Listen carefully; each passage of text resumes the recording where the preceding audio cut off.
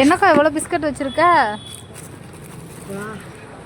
கடையில் நேற்று மறுபடியும் வாங்கினேன். இந்த வாரத்தில் 2-3 பண்டல் வாங்குறேன். குட்டிக்கு இப்போ ரோட்டில் போகிற வழியில் எங்கேயாவது பார்த்துறேன்னா என்னால் என்ன முடியுதோ அதை கொடுக்குறேன்னா என்னால் எடுத்து வச்சுருக்கேன்.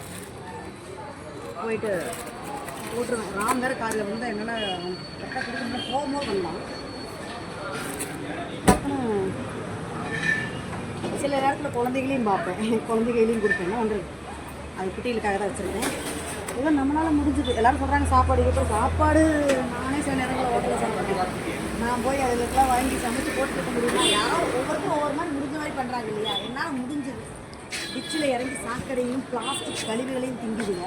அதுக்கு பிஸ்கட் போடுறது எவ்வளோ பெஸ்ட்டுன்னு நினைக்கிறேன்.